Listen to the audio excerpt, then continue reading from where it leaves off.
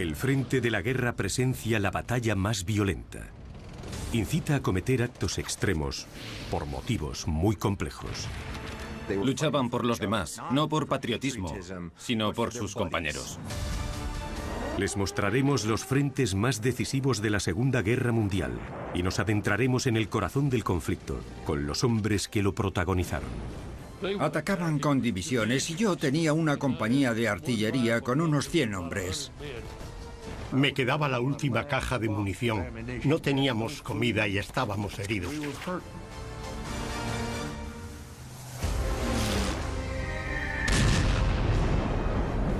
...1942, la batalla de Midway.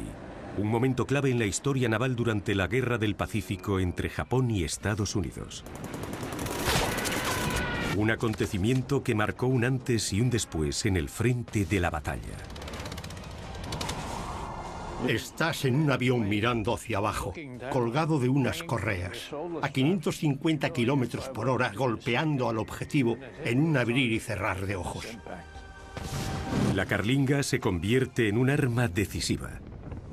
Hizo un trabajo excelente. Lanzó una bomba de 400 kilos donde iba a hacer más daño. Mitos, errores y motines definen el frente de la batalla de Midway como un momento decisivo. La primera victoria es para los japoneses. Al frente de la guerra. Midway.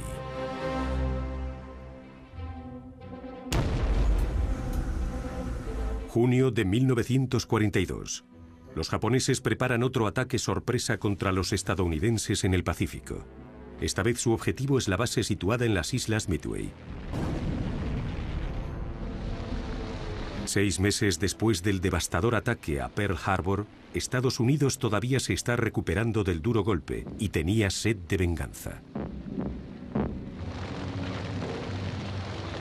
Los japoneses vieron el ataque a Pearl Harbor como una forma de lanzar la primera piedra y paralizar el avance norteamericano. Encaja a la perfección con su modus operandi militar, el uso de ataques sorpresa al inicio de las guerras. Como resultado del traumático atentado por parte de los japoneses a Midway, se produce un gran cambio en el Pacífico, que revolucionará la perspectiva de la guerra naval.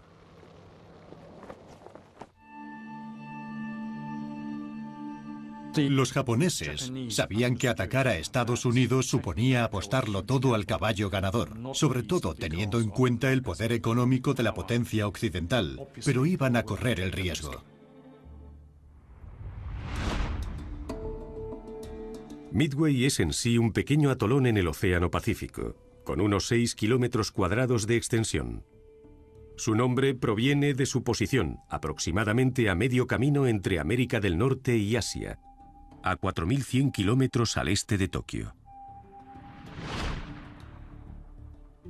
Comenzó siendo un volcán, pero poco después se fue expandiendo hasta convertirse en un arrecife de coral en forma de anillo que rodea una laguna, que incluye la isla Sand y la isla Oriental, hogar de una base aérea de Estados Unidos. Es un pequeño conjunto de dunas que sobresalen del océano. No hay agua potable. Las únicas habitantes son las aves migratorias y su objetivo principal es servir como puesto de advertencia y de avanzadilla a las islas hawaianas. Su posición es estratégicamente crítica desde el punto de vista estadounidense, aunque en realidad no haya nada. Su importancia estratégica lo convierte en el objetivo principal del almirante Yamamoto, cabecilla de la expansión imperial japonesa. Sabe que se alzarán con la victoria si destruyen a los buques de guerra más poderosos de Estados Unidos: sus portaaviones. Yamamoto pensó que la única forma de destruir a los portaaviones estadounidenses localizados en Hawái era hacerse con parte del territorio. El verdadero poder de estas embarcaciones se reveló un infame día de 1941, el 7 de diciembre, cuando Japón conmocionó al mundo atacando por sorpresa el puerto de Pearl Harbor, en Hawái. Escuchamos un avión y momentos después una terrible explosión. Salimos corriendo del hangar y a unos 100 metros de mi posición todo estaba envuelto en llamas. Lo primero que vimos fue el avión que volaba en círculos con la insignia del sol naciente y supimos lo que había sucedido. En ese momento la vida pasa por delante de tus ojos. Miedo, ira, sorpresa. Todos los acorazados estaban en llamas. El Arizona, el West Virginia, el Tennessee, Nevada, Oklahoma, California. Una imagen devastadora que nunca olvidaré. No debemos olvidar lo importante que fue esa flota del Pacífico para el público estadounidense. Eran un símbolo del poder norteamericano, tanto militar como industrial. Esa flota era increíble, invencible, lo mejor que se podía construir. Y los japoneses la aniquilaron en un día. Los acorazados están hundidos o dañados, pero los portaaviones estadounidenses no estaban. La gran ironía del ataque a Pearl Harbor, por decirlo de alguna manera, fue que aunque los japoneses utilizaron este modus operandi bastante extremista, sus naves no lograron darle a ninguno de los portaaviones estadounidenses en el puerto. Mientras la Marina de los Estados Unidos tuviera a sus portaaviones o a sus barcos, podía pararle los pies al almirante Yamamoto.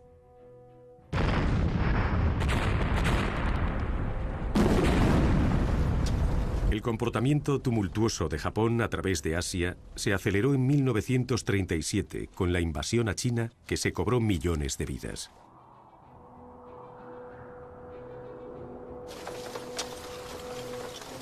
Antes de continuar conquistando territorio asiático, sus fuerzas imperiales subyugaron y aterrorizaron a los chinos.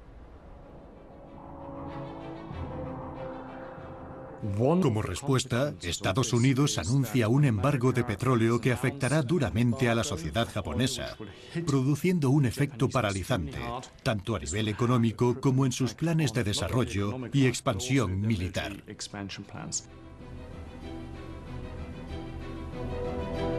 La respuesta japonesa al embargo de petróleo fue el ataque a Pearl Harbor.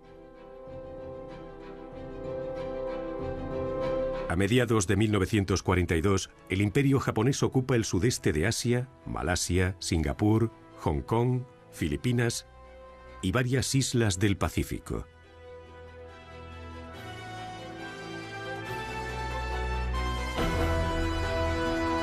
Adentrándose en Birmania y Nueva Guinea. A principios de mayo, una flota liderada por Estados Unidos los ataca en el Mar del Coral, en las costas australianas. Fue una batalla entre las principales naves de ambos ejércitos, pero nunca llegaron a entrar en contacto entre ellas, solo sus aviones. Sus aviones se encargaban de todo. Mientras tanto, en el mar se desarrollaba otra gran batalla, esta vez entre los portaaviones. Un enfrentamiento caótico que deteriora y destruye dos naves japonesas, hunde un barco estadounidense y deja al USS Yorktown filtrando petróleo.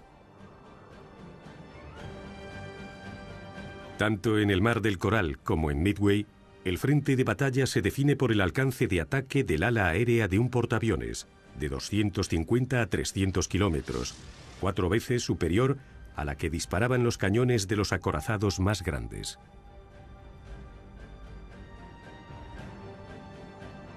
El avión se convierte en un arma decisiva. Su armamento y resistencia se combinan con las habilidades de observación y vuelo del piloto. Su suerte e instintos son factores críticos a la hora de determinar la victoria sobre el mar.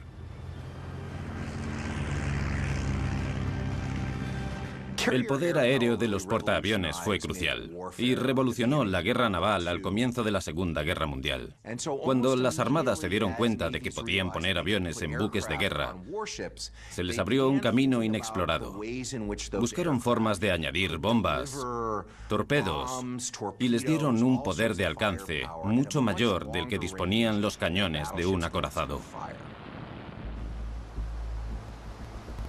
El Mar del Coral deja al almirante Yamamoto con 4 grandes portaaviones. Su plan depende de que las naves estadounidenses estén en Pearl Harbor y solo respondan una vez que Midway esté ocupado. Cuando saliera la flota estadounidense, atacaríamos a sus portaaviones con un movimiento de pinza desde Midway. No esperábamos encontrarnos con embarcaciones enemigas ese día.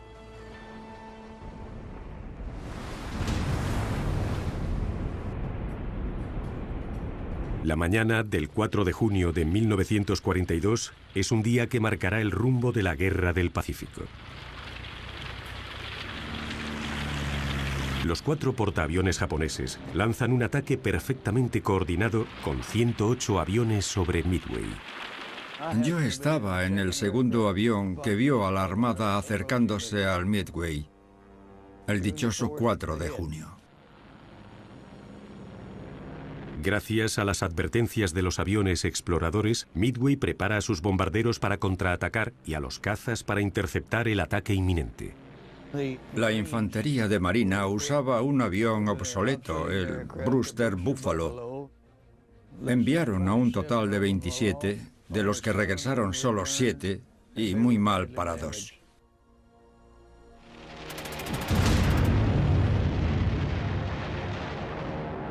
Los cazas Cero tiran por tierra todos los intentos de la infantería de marina, destrozando a los aviones interceptores. Mientras, los bombarderos japoneses prenden fuego a Midway, destruyendo hangares y depósitos de combustible.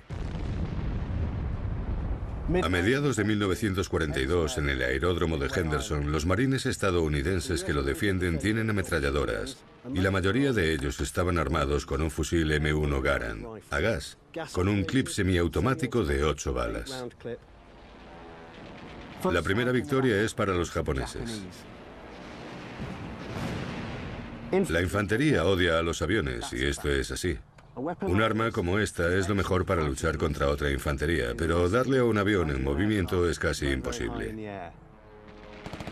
Pero los marines tenían un as bajo la manga: las ametralladoras. Marcaron la diferencia. Acabaron con casi todas las aeronaves ese día. Derribaron o dañaron a 25 de los atacantes. Enviaron fortalezas volantes B-17 para seguir a los aviones que estaban luchando contra la flota japonesa. Nuestra gente en las islas trató de ayudar yendo tras sus barcos, pero esas personas no tenían experiencia en bombardeos navales, porque nunca había recibido un solo disparo de una embarcación japonesa. Obligó a los japoneses a retirarse y a maniobrar para defender su flota con cazas.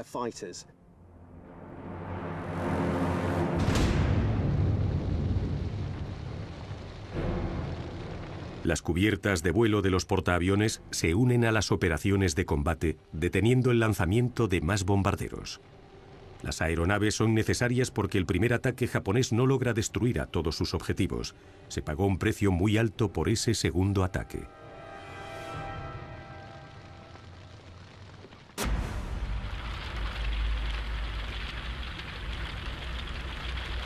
Con aviones de última generación, los pilotos más veteranos de Japón se preparan para la batalla.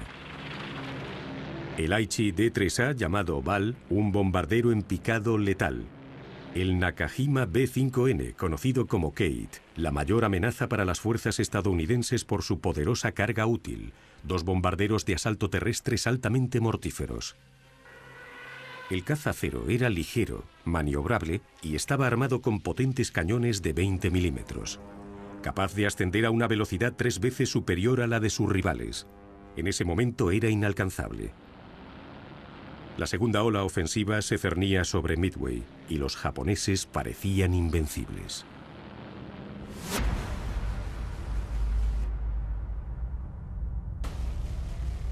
Las naves estadounidenses que creían que estaban en Pearl Harbor, a 1.700 kilómetros de distancia, se encontraban en realidad cada vez más cerca de su posición.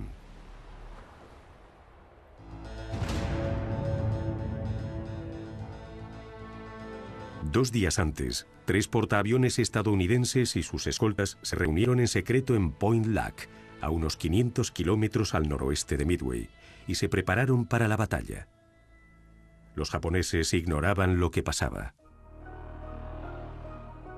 Los japoneses tenían 21 submarinos a su disposición y la línea de piquete, que debería haber estado rodeando Pearl Harbor, no estaba donde le correspondía. Llevaba 2 días de retraso. Al tomar a los japoneses por sorpresa, los estadounidenses iban por delante, llevaban ventaja. Tenían una oportunidad que no podían desaprovechar para vencer en Midway. La flota estadounidense evade el bloqueo enemigo alrededor de Pearl Harbor y se acerca contra viento y marea a Midway. Los estadounidenses atacan desde Midway y no logran ningún impacto en la flota japonesa a un gran coste. Derriban a 8 de sus 16 naves. En el puente de su buque insignia, el almirante Yamamoto cree que su estrategia está funcionando según lo planeado. Lo que no sabe es que sus enemigos conocen sus próximos movimientos. Los estadounidenses tenían en Midway un as bajo la manga. Durante el incidente de Pearl Harbor, el descifrado de códigos dirigido por el oficial naval Joseph Rochefort ayudó a interpretar mensajes encriptados y códigos navales del país nipón. Rochefort era un adicto al trabajo, un genio excéntrico con una filosofía simple y sincera. Si quieres ser un gran criptoanalista, estar un poco tocado ayuda. Un oficial de inteligencia tiene un único objetivo: decirle hoy a su comandante lo que los japoneses van a hacer mañana. Pero su equipo solo puede descifrar unas cuantas señales de radio japonesas, y se exagera lo que los estadounidenses saben realmente. No es que los japoneses estuvieran enviando planes detallados de lo que iban a hacer exactamente, por lo que parte de este esfuerzo se dividía en descifrar el código y en resolver la información que se extraía de él. Un completo galimatías. Rochefort pudo darle a Nimitz una especie de adelanto de lo que estaba a punto de suceder. El descifrado del código sugiere que los japoneses están planeando un ataque masivo, pero se refieren al objetivo con el término AF. Rochefort ordena a la base de Midway que comunique por radio que su sistema de purificación de agua se ha estropeado. Hubo un detalle. Este objetivo, al que los japoneses se referían como AF, se estaba quedando sin agua potable porque el destilador se había roto. Para Nimitz fue información suficiente para decidir que Midway era por lo que iban los japoneses.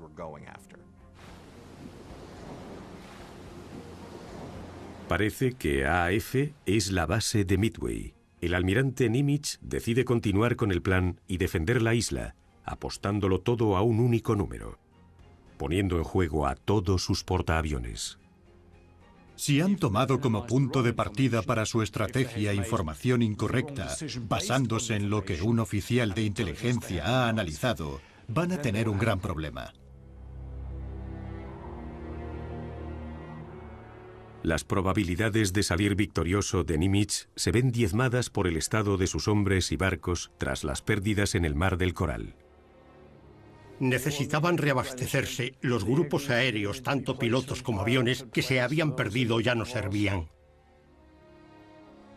El 27 de mayo, el Yorktown llega perjudicado, filtrando petróleo a Pearl Harbor. Necesita casi 90 días para repararse. Pero el almirante Nimitz dice que debe estar listo en 3. El 30 de mayo zarpa hacia Midway, con los equipos de reparación todavía a bordo tapando los agujeros. Enfrentarnos a una flota japonesa completamente invicta y poderosa. arriesgando a nuestros portaaviones por 2 castillos de arena en mitad del océano.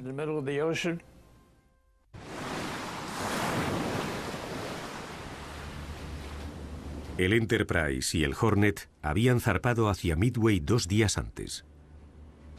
Después apareció el Yorktown, como por arte de magia.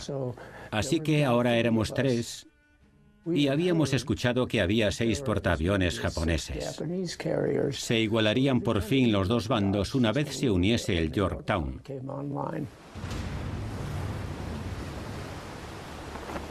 Nadie sabía que en ese momento el almirante Yamamoto solo dirigía 4 portaaviones. Incluso hoy en día, muchos todavía creen en uno de los mayores mitos de Midway. La leyenda en torno a Midway es que los estadounidenses no eran los favoritos. La valiente infantería de marina, mal tripulada y equipada, sale victoriosa frente a la flota japonesa, abrumadoramente numerosa.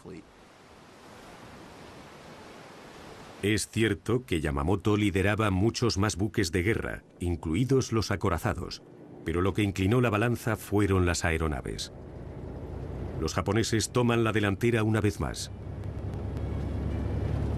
248 aeronaves distribuidas en 4 portaaviones, casi 20 más que las 230 de los estadounidenses.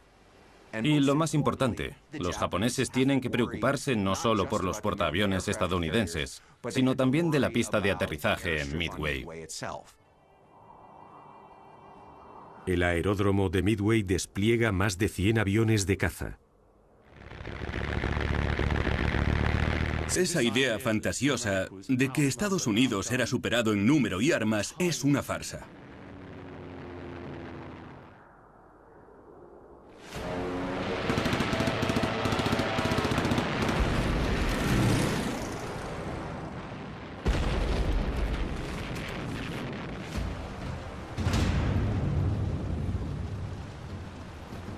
Esa mañana, el primer ataque japonés deja a Midway envuelto en llamas. Es necesario un segundo asalto para arrasarla.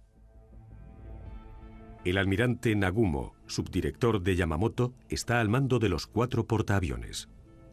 Ordena que las aeronaves continúen bombardeando la isla. Se deshacen por fin de los torpedos antibuque. Nagumo no sospecha nada sobre la cercanía de la flota enemiga.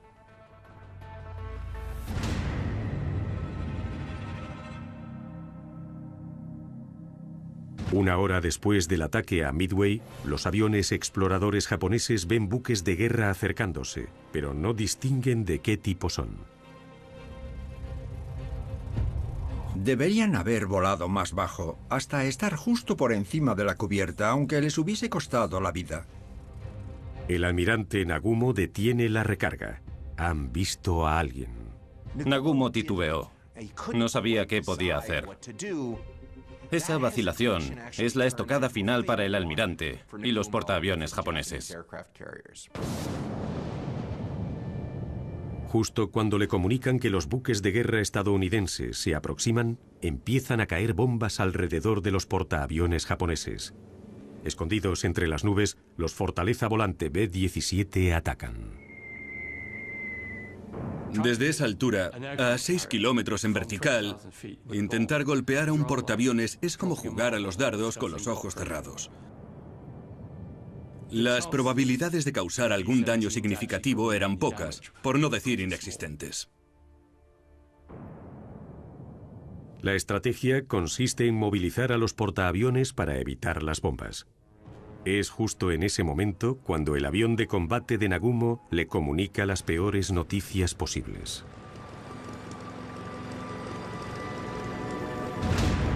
La flota enemiga está acompañada por la retaguardia. Parece ser un portaaviones.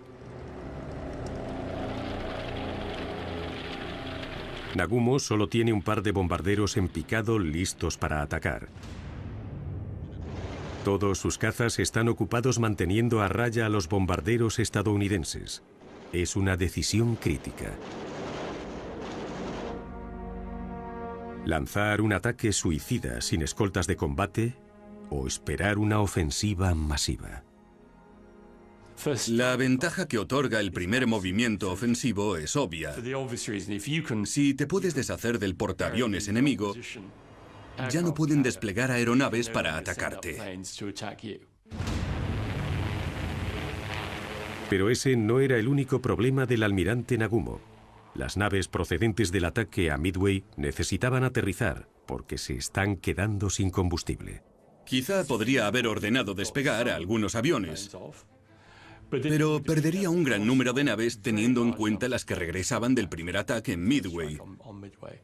Así que el almirante Nagumo estaba atrapado entre la espada y la pared. No puede ordenar el despegue de ningún avión mientras otros aterrizan. Sabiendo lo que se sabe ahora, Nagumo tomó la decisión equivocada. La verdadera amenaza eran los portaaviones estadounidenses. Era en los que se tenía que centrar. No creo que se deba culpar a Nagumo. No sabe si los estadounidenses han encontrado la flota japonesa y han desplegado aviones. Iba completamente a ciegas. Pero si el almirante japonés estaba a ciegas, los aviadores estadounidenses tenían clara su misión: atacar. Los pilotos aprovecharon ese momento para despegar y acelerar sus motores.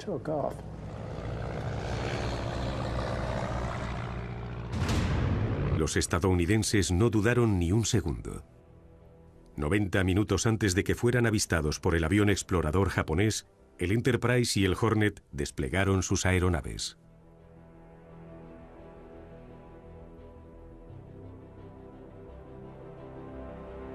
Quería atacar a los portaaviones japoneses lo antes posible, con toda la fuerza aérea que tenía disponible. Pero su estrategia pronto se ve afectada por el intento de los escuadrones de ubicarse y colocarse para sus formaciones de ataque aéreas. Los pilotos procedentes del Hornet y del Enterprise habían rodeado a la fuerza operativa, por lo que perdimos un tiempo y un combustible realmente muy valiosos. Tras una hora, el Hornet decide retirarse por fin. Si analizas el ataque aéreo orquestado por los estadounidenses, te das cuenta de que fue un caos. Al menos una de las unidades de aviación iba en dirección equivocada. Los 4 escuadrones del grupo aéreo del Hornet, liderados por el comandante Stanhope Rhine, se dirigen hacia el oeste, en lugar de hacia el suroeste, donde se había visto a los portaaviones japoneses.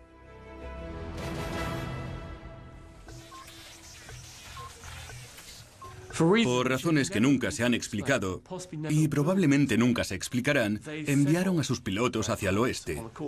Si seguían por ese camino, no iban a alcanzar nunca a la flota japonesa.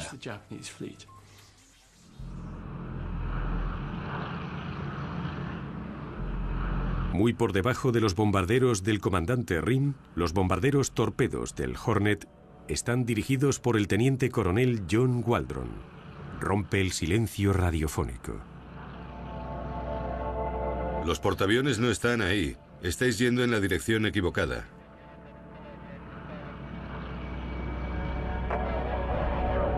Id al infierno, sé dónde están y pienso ir a por ellos. Waldron desobedece las órdenes y pone rumbo hacia el suroeste, seguido por todo su escuadrón de torpedos, con la flota nipona como objetivo. Tras el cambio de rumbo, los escoltas y los bombarderos en picado abandonan al comandante Rhine. Pero con apenas combustible en los depósitos, casi la mitad de las naves se ven obligadas a precipitarse en el océano antes de llegar a Midway. Técnicamente, podría ser desacato a un superior durante el combate. Hasta podría definirse como motín. Pero no existen represalias para los vencedores. La verdad era que mientras tuvieras éxito, te perdonaban prácticamente cualquier cosa una vez hubiese acabado la batalla. Los hombres de Waldron fueron filmados unos días antes por casualidad. ¿Qué pasó con ellos durante esa mañana?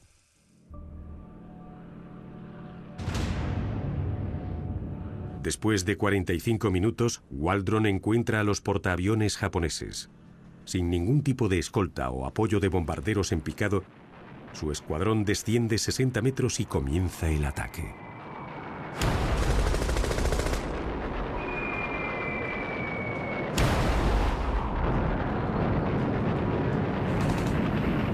Se metieron de lleno con sus obsoletos Douglas Devastators en un enjambre de cazas cero del que llovía fuego antiaéreo. Fue un desastre. Esos aviones estaban ya destartalados, eran demasiado vulnerables. Los operadores de radio estadounidenses podían escuchar parte de las transmisiones de John Waldron. Cuidado con ellos. Atacad de una vez. 2 hombres al agua. Los ceros se abalanzaron sobre nosotros. Habría sobre unos 35. Tenías que ir hacia el barco y cargarte a los que pudieras. Solté el torpedo y tuve la suerte de alejarme a tiempo del fuego antiaéreo. Me disparaban por todas partes.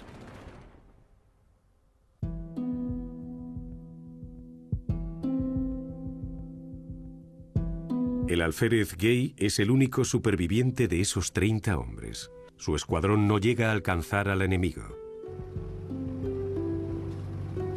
Están armados con el torpedo Mark XIII, al que ya se le habían detectado varias fallas.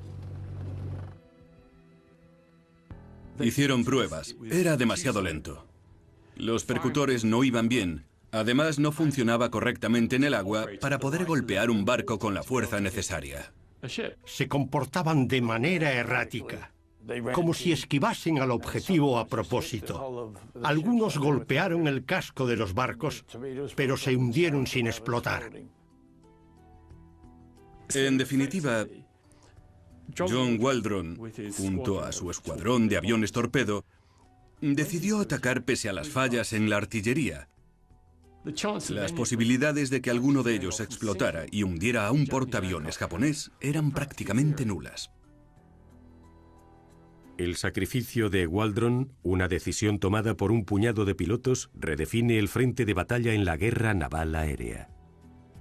Los pilotos han tenido una experiencia en el frente completamente diferente a la que se encontraría un soldado raso del ejército de tierra, por ejemplo. De manera individual, los pilotos pueden alterar el curso de la historia y, bajo las circunstancias adecuadas, llegan incluso a determinar el resultado de una guerra. Todo era nuevo. Las máquinas, las tácticas, éramos demasiado jóvenes. Aún nos quedaba mucho por aprender.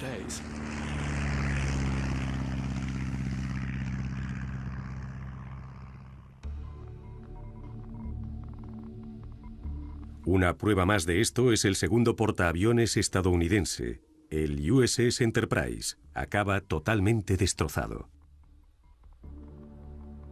Al igual que el Hornet, sus bombarderos en picado y cazas también perdieron la pista de las embarcaciones enemigas.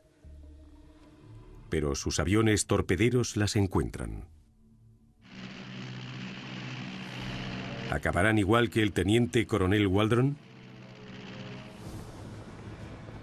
El ataque con torpedos Devastator del Enterprise corre a cargo del teniente coronel Eugene Lindsey.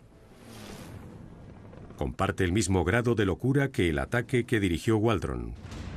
La mayoría de sus naves son derribadas y sus hombres asesinados sin causar daño alguno a la flota de Yamamoto. Parecía que la carga de la brigada era carne de cañón. Pero tuvo el efecto crucial de tirar por tierra la cubierta aérea japonesa. Se estaban quedando cortos en combustible y municiones. Necesitaban regresar a sus barcos para repostar y recargar, dándoles una oportunidad perfecta a los estadounidenses para atacar con la única arma que funcionaba.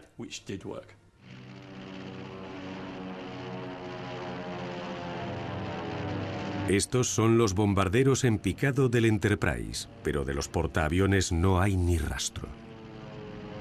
Al llegar al supuesto punto de contacto, el mar estaba vacío. Ni un japonés a la vista.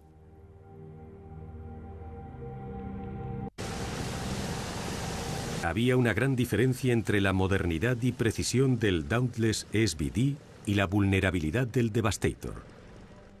El bombardero en picado Dauntless SBD, creado por la compañía aérea Douglas, tenía un alcance y carga útil superior a su antecesor.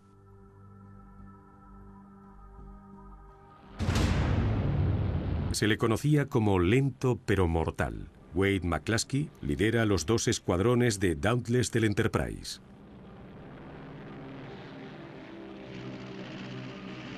Tras más de 2 horas de búsqueda, su determinación por encontrar y aniquilar al enemigo los lleva más allá del punto de no retorno.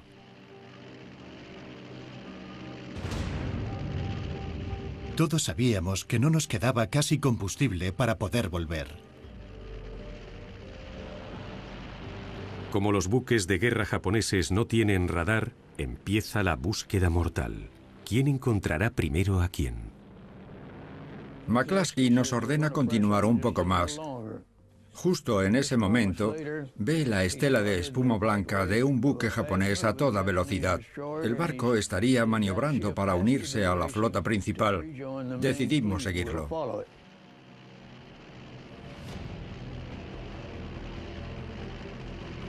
Apostando la vida de todos sus camaradas, McCluskey seguía por una corazonada. El destructor enemigo regresa con su flota, los 4 portaaviones. Tenía los prismáticos prácticamente apuntalados a la cara. A unos 56 kilómetros vi cómo nos daban la bienvenida los portaaviones japoneses. Encontró a los portaaviones japoneses.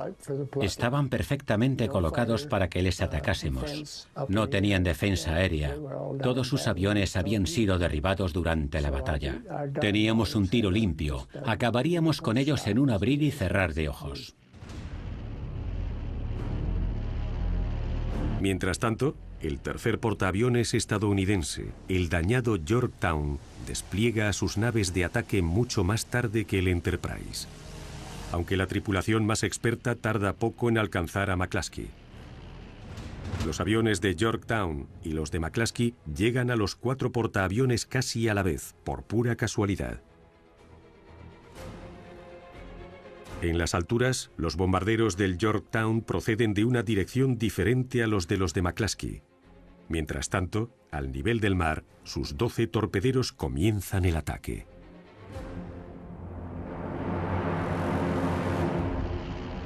Esta vez están preparados. Vienen amparados por una escolta de combate.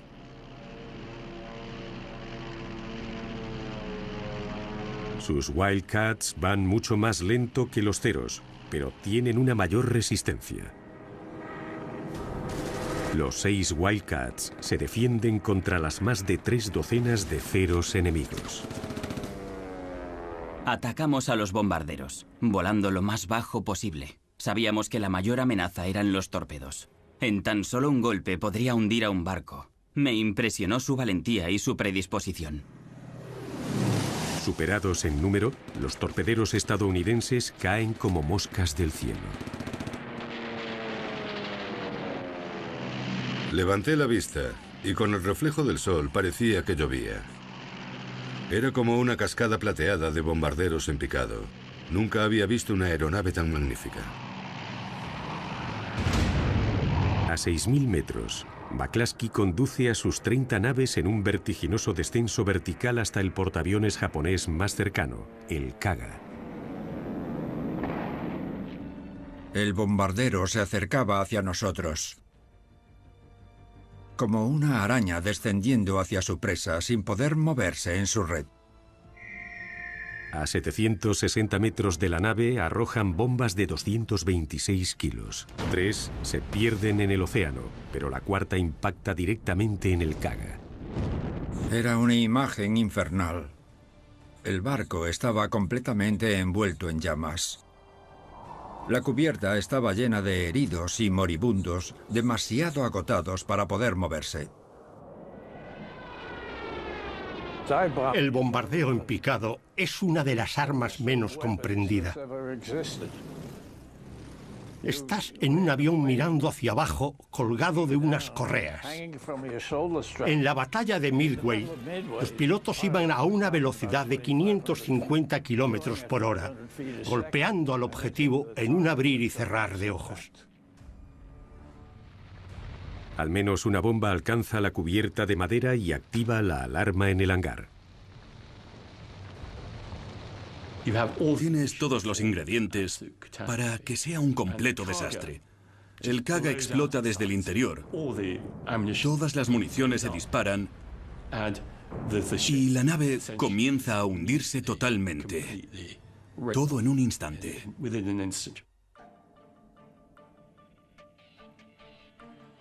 Pero el Kaga no está solo.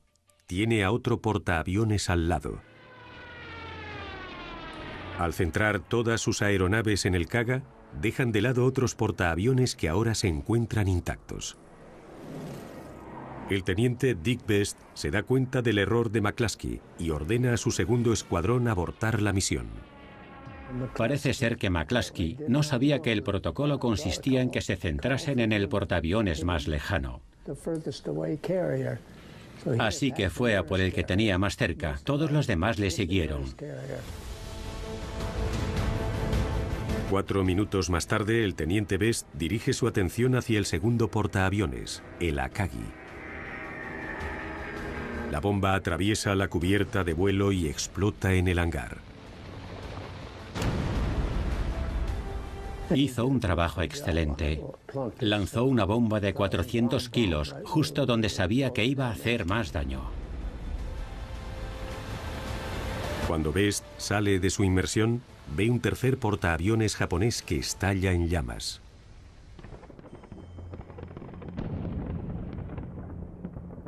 Los bombarderos en picado de Yorktown han alcanzado al Soryu en 3 ocasiones, provocando incendios en la cubierta de vuelo y en los hangares. En tan solo un par de minutos, 8 bombas hunden a 3 de los 4 portaaviones. Al día siguiente, después de que se hundieran las naves, el almirante Spruance llama al almirante Nimitz. Le pregunta si con 3 portaaviones tiene suficiente y por supuesto le dice que no, que quiere los 4.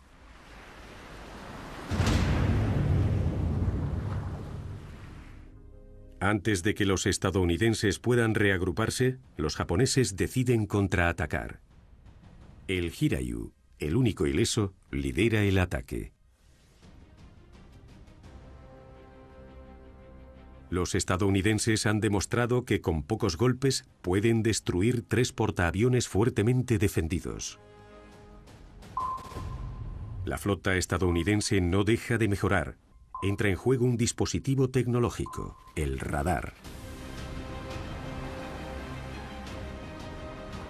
Gracias a este avance, detectan a los aviones de ataque enemigo a unos 75 kilómetros de distancia, lo que permite avisar a más militares estadounidenses para que se unan. Con la ayuda de 12 Wildcats, se abaten a 10 de las 18 aeronaves BAL enemigas.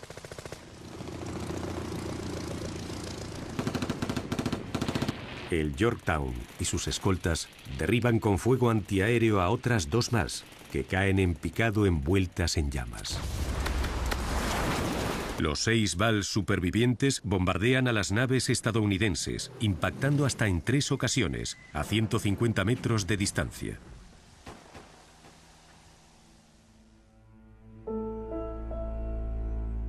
Cuando despegué, el Yorktown era un barco más de la Armada, pero cuando volví, estaba completamente hundido en el agua.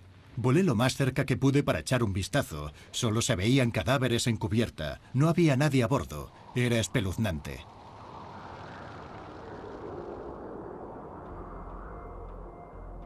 Un segundo ataque aéreo demuestra la potencia de los torpedos japoneses sobre los estadounidenses. 2 de ellos dan de lleno en el Yorktown, deteniendo así su avance. Cuando vimos el ataque al Yorktown, no sé qué decir. Fue demasiado duro. Era nuestro barco, hermano. Intentan apagar como pueden los incendios en el Yorktown. Las lesiones que más se temían en la Segunda Guerra Mundial eran las quemaduras. El fuego puede atravesarlo todo, desde la maquinaria en el interior de una aeronave hasta la cubierta de un barco. Todo queda reducido a cenizas. La recuperación y secuelas son lentas y muy dolorosas. No es solo que se pierda tejido epitelial, sino la respuesta del cuerpo humano a la quemadura. Eso es lo que condena al paciente. Cuando tienes una quemadura pequeña, el cuerpo reacciona creando una ampolla. Sale líquido de tu sistema inmunológico hacia la herida para curarla lo antes posible. Imagínate que te ocurre no solo en un dedo, sino en todo el cuerpo.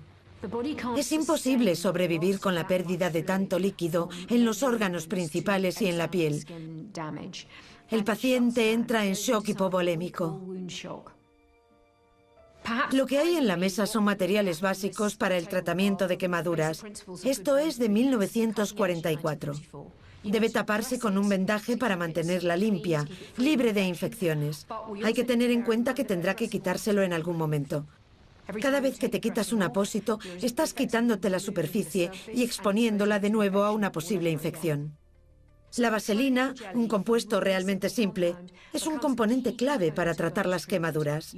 Hay que untarla sobre la quemadura, creando una película transparente para que al retirar el apósito no se quede pegada, teniendo cuidado de no retirar la capa que se está curando. Aparte de esas dos cosas, la solución salina es esencial, porque reemplaza el líquido que se ha perdido en la zona de la quemadura. 3 pasos simples pero básicos para salvar la vida a quien ha sufrido quemaduras graves. En Estados Unidos son bastante reacios a mostrar las consecuencias de la guerra. Cuando los soldados vuelven de Oriente, por ejemplo, y han sufrido quemaduras, tienen miedo. Son bastante difíciles de ver y procesar, sobre todo a nivel personal. Tampoco saben cómo reaccionarán sus amigos y familiares. Por eso se los llevan a hospitales, donde continúan su tratamiento y no reciben ningún tipo de reconocimiento por haber servido a su país.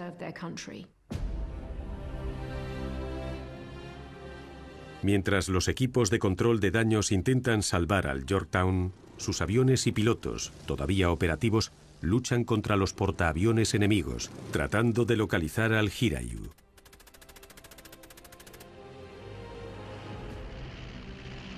Diez de los bombarderos en picado de Yorktown se unen a los 14 del Enterprise para atacar al Hiryu. Una vez más, el teniente Best acierta. Están empatados 2-2, machacando al enemigo. 4 explosiones dejan a la nave envuelta en llamas. Se hunde a la mañana siguiente. Primero me derribaron y después me rescataron. El médico del barco decidió tratar a los heridos leves primero, ignorando a los graves. Eran un desperdicio de recursos. Este es nuestro día a día. La realidad de la guerra es cruel e implacable.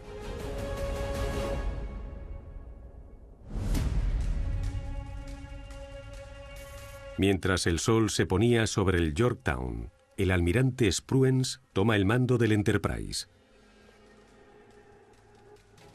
Pero el almirante Yamamoto todavía cree que sus acorazados y destructores pueden igualar el marcador. El frente de batalla está determinado por el alcance de los cañones de su acorazado, considerablemente inferior al de los aviones estadounidenses, que ahora son inservibles en la oscuridad. Durante la noche, los buques de guerra japoneses intentan encontrar a los portaaviones estadounidenses.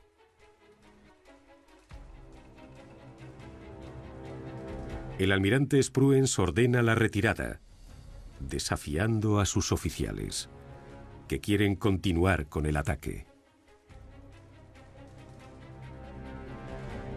Su sabia decisión salva a los portaaviones de la destrucción por parte de los acorazados enemigos.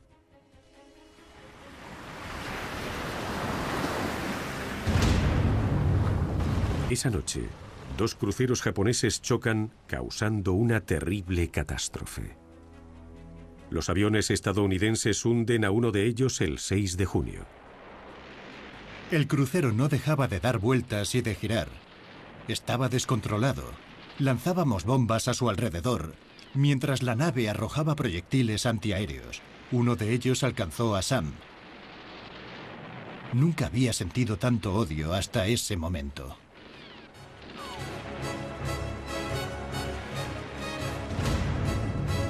El almirante Yamamoto aborta la operación Midway.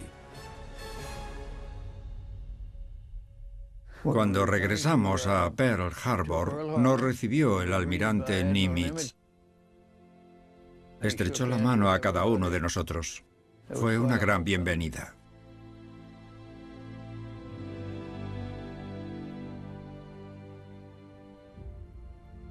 Japón ha sufrido una gran derrota. 248 aviones, 4 portaaviones, un crucero y alrededor de 3.000 hombres perdieron la vida. En comparación, la Infantería de Marina de los Estados Unidos pierde 150 aviones, un portaaviones, un destructor y poco más de 300 hombres. El argumento de que Midway es uno de los momentos más críticos en la Guerra del Pacífico es totalmente válido. La pérdida de esos 4 portaaviones japoneses cambió el panorama en el Pacífico y acabó con la constante racha de victorias japonesas.